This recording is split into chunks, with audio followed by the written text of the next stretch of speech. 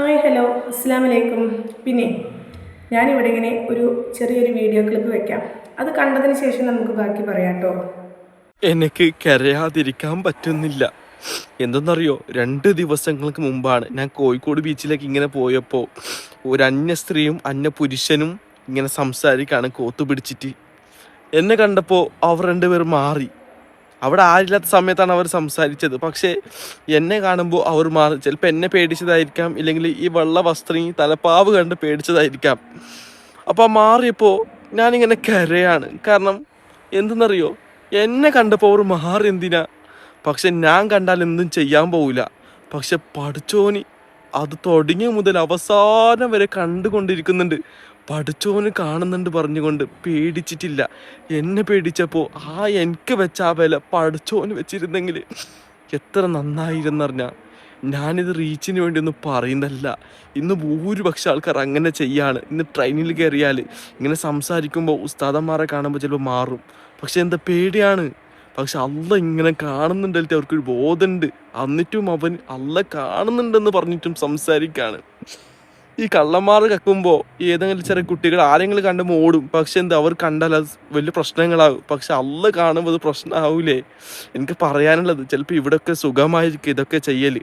പക്ഷെ ഇതിൻ്റെ ഡയറക്റ്റ് നാളെ പരലോകത്ത് എന്തായാലും അനുഭവിക്കേണ്ടി വരും. എനിക്ക് പറയാനുള്ളത് നിങ്ങളോട്, എൻ്റെ ഈ വീഡിയോ കാണുന്ന സ്നേഹങ്ങളോട് എനിക്ക് പറയാം. അപ്പോഴേ കണ്ടില്ലേ നിങ്ങൾ, ഒരു ഉസ്താദിനെ പഠിച്ചുകൊണ്ടിരിക്കുന്നതാണോ അതോ പഠിപ്പ് കഴിഞ്ഞിട്ടുള്ളതാണോ എന്നറിയില്ല. പക്ഷെ എന്നോ പെർഫോമൻസ് അല്ലേ. നിന്നെ കണ്ട് പേടിക്കാൻ നീ പ്രേതൊന്നല്ലല്ലോ. അല്ല, നീ പറയുന്നുണ്ടല്ലോ നിന്നെ കണ്ട് പേടിച്ചിട്ടാണാവോ അതോ എന്താ പറയുക, പടച്ചവനെ പേടിയില്ല എന്നുള്ളതോ. എടാ, നീ അവരെന്നെ നോക്കി നോട്ടം ചിലപ്പോൾ ശരിയാവില്ല, അതുകൊണ്ട് ചിലപ്പോൾ അവർ മാറിയതാവും. നിനക്ക് പടച്ചവനെ പേടിയുണ്ടെങ്കിൽ നീ ആ സ്ഥലത്തേക്കൊക്കെ പോവോ? നീ അത് കാണോ? എന്നിട്ട് ആ കണ്ട വിവരം മറ്റുള്ളവരുടെ അടുത്ത് പറയൂ. എന്ത് മനുഷ്യനാടാ നീ. നീ എന്തായാലും കൊണ്ട് അഭിനയിച്ച് തകർക്കാണ് ഉസ്താദ് കുട്ടികൾ അല്ലേ. എങ്ങനെയാണ് അഭിനയിച്ച് തകർക്കാതിരിക്കുക?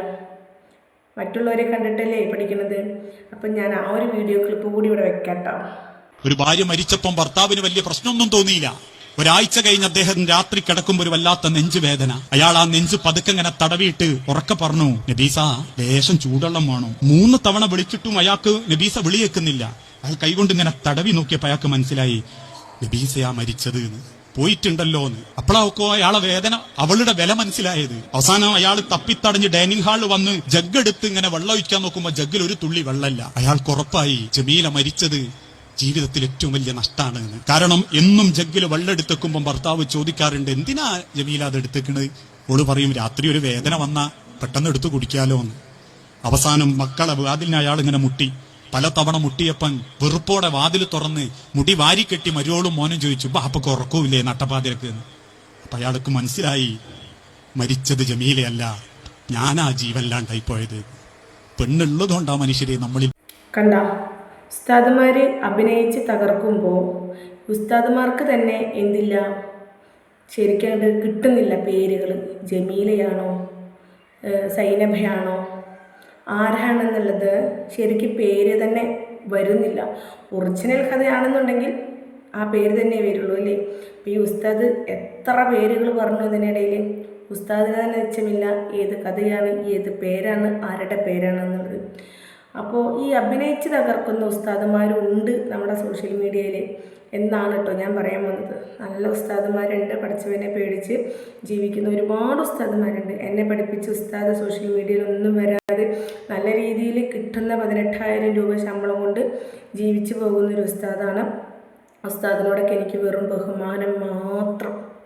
ഇന്ന് ഞാൻ ഈ സോഷ്യൽ മീഡിയയിൽ ഇരിക്കുമ്പോൾ എൻ്റെ ഉസ്താദിനോട് ഞാൻ പറയുന്നൊരു കാര്യമാണ്, ഇഷ്ടത്തോടു കൂടെ എല്ലാ ഉസ്താദെയും ഞാനിവിടെ വന്നിരിക്കുന്നത്.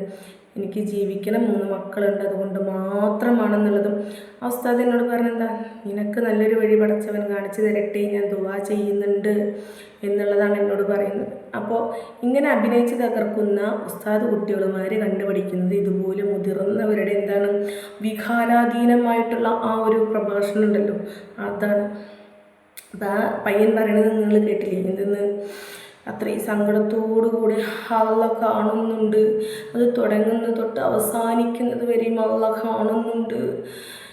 എന്നെ പേടിച്ച പേടി അള്ളാഹുവിനെ പേടിക്കായിരുന്നില്ലേ എന്നൊക്കെ ഇത്ര വികാരാധീനമായിട്ടാണ് പറയുന്നത്.